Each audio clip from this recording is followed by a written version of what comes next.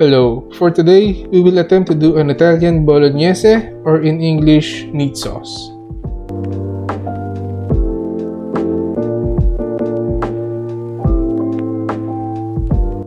First off, if ever there's an Italian out there or a chef who specializes in Italian cuisines, or worse, a traditional Italian chef who happens to watch this video, I apologize. Please look away. This is not your traditional way of cooking Italian Bolognese.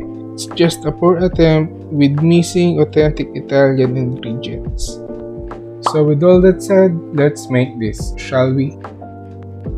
First, we'll have to make what Italians call sofrito, which, to quote TastingTable.com, is a mixture of slowly cooked carrots, onions, and celeries used as a base to add flavors to sauces, soups, and stews.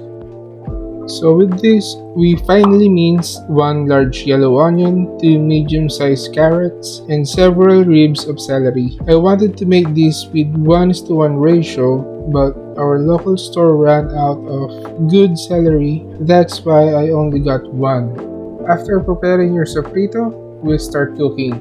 Saute your sofrito in olive oil.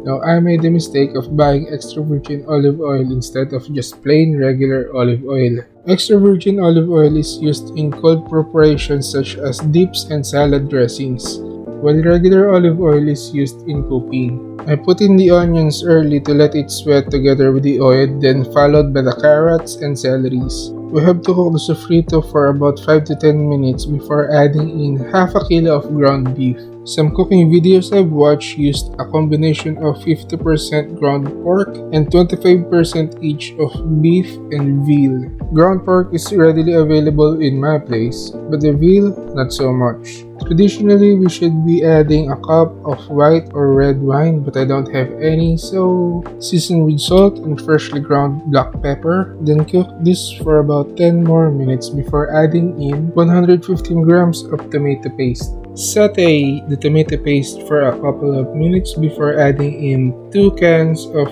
400 grams peeled plum tomatoes. I don't know what's happening with our local grocery store, but I find the abundance of Tesco products disturbingly convenient, from the cans of tomatoes to dips to hot sauces to spices that I can't find anywhere else.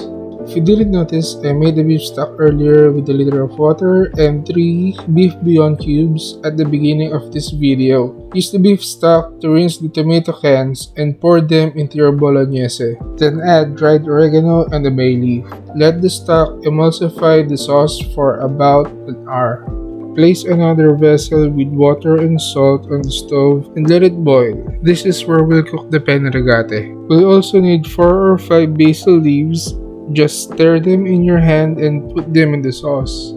We will also add a cup of milk. I'm using evaporated milk instead of whole milk for creamier sauce. Let it simmer for another 15 to 20 minutes in medium-low heat. Taste and adjust the seasoning according to your liking.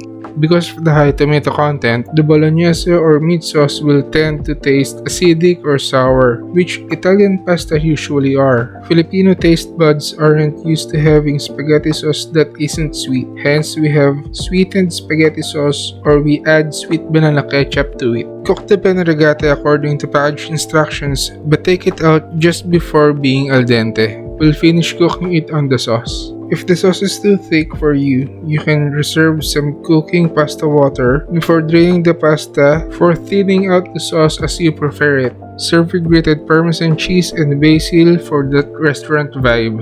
And this is my penne rigate bolognese. Thanks and see you again next time.